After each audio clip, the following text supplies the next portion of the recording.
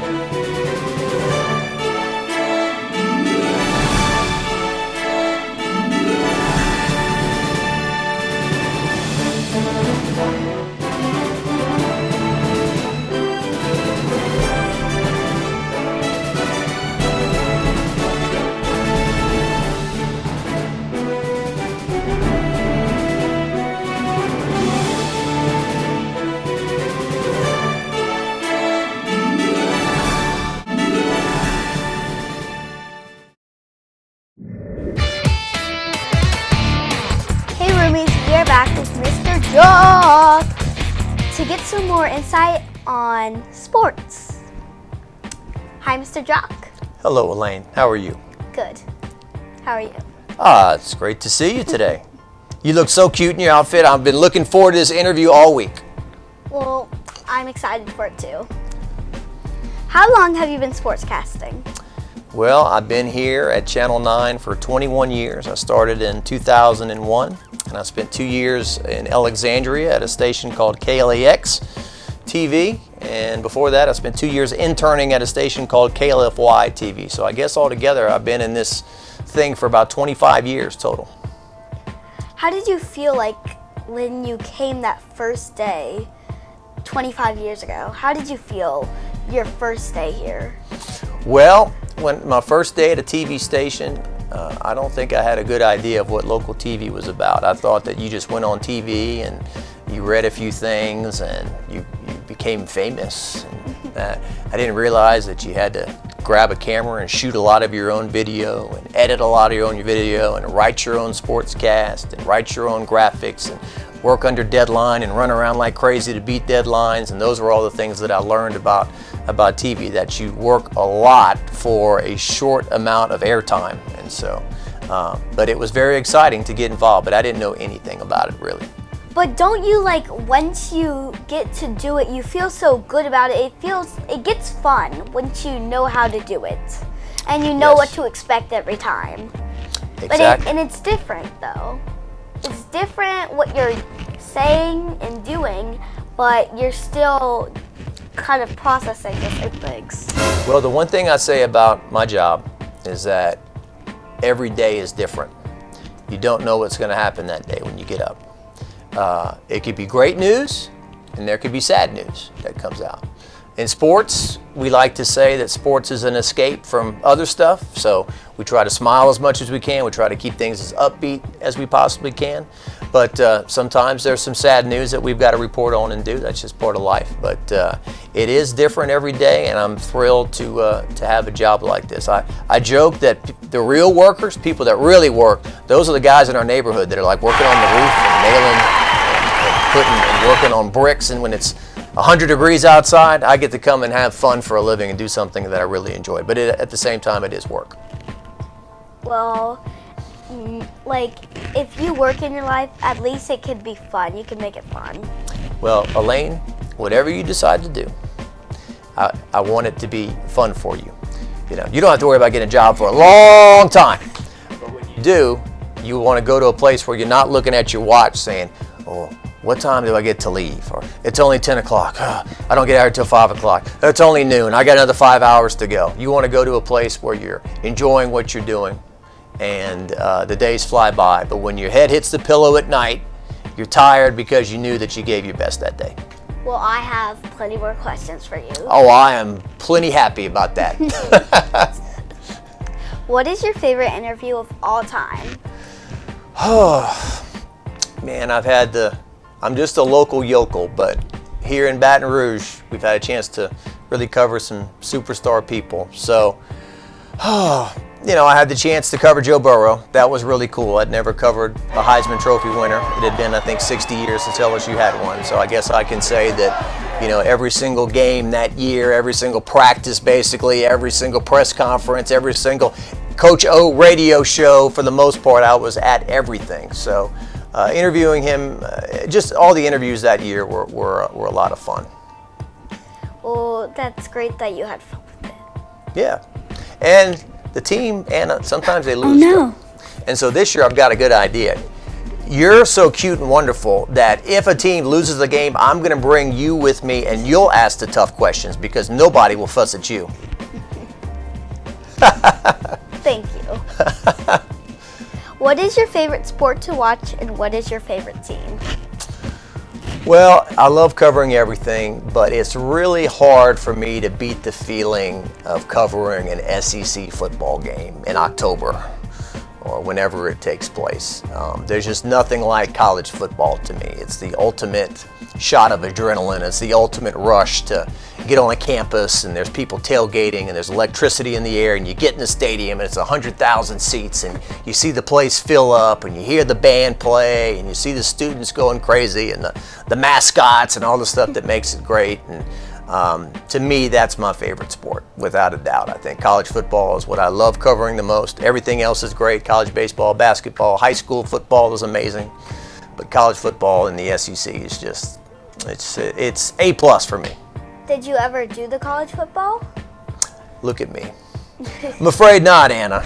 There's a reason I talk about sports, because I couldn't play them very well. And I grew up a huge LSU fan. And so that kind of, my dad took me to my first LSU football game in 1987. LSU was playing the Florida Gators in Tiger Stadium. Emmitt Smith was a freshman running back for the Florida Gators. Tommy Hodson, my childhood hero, was the quarterback of the Tigers, throwing to Wendell Davis. And from that point forward, it was like a hook in the mouth. I was hooked on the adrenaline of that, and now I'm sitting here. And a news station. And a news station, that's right. That's right, a great news station in the state capital. How many sports have you played yourself? You know what? I was a terrible athlete. I went to North Vermilion High School. I sat the bench in basketball for 4 years. I attempted to be on the golf team. I think they took 5 golfers every week. There was like 7 golfers. I think I missed the cut each week. I tried to run track a little bit, not so much. I was about 140, 145 pounds, skin and bone. And so I was not a great athlete, but I always loved sports. I loved talking about them, and I always had this voice. And so that seemed to translate eventually that I could, do this. Well, I love that you keep trying.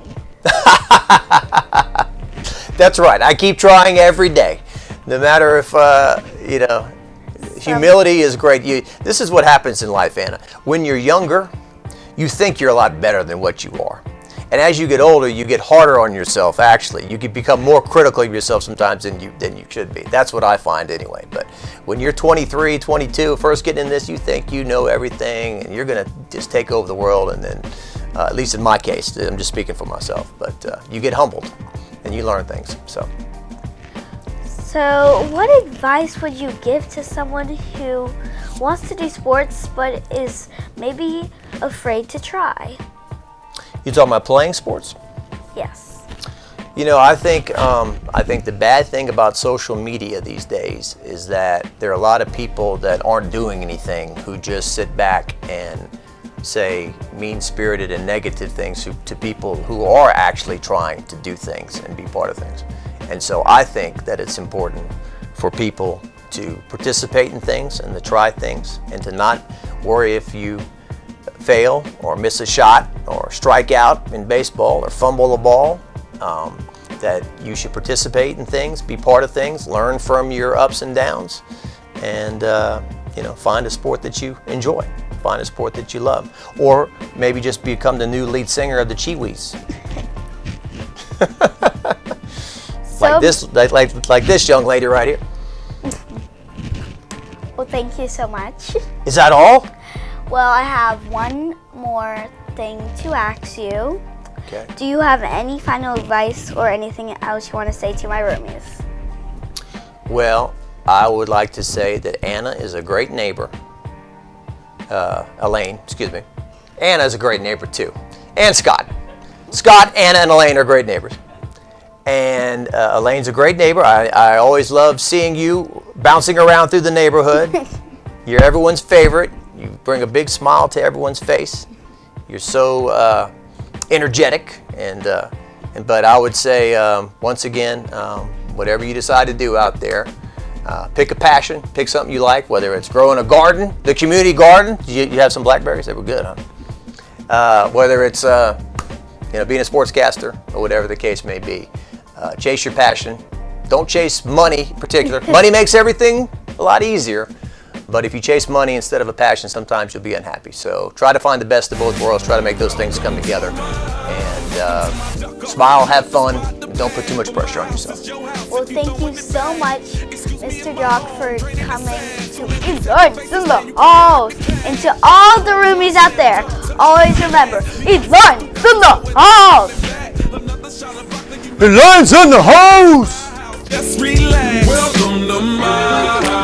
Baby, take control now. We can't even slow down. We don't have to go. Cheers to this. Welcome to my house. Play that music too loud. Show me what you do now. We don't have to go out. Welcome to my house. You heard me? We ain't gotta go out, 'cause what? Welcome to my house. It's my house, my house. What? Welcome to my house. It's my house.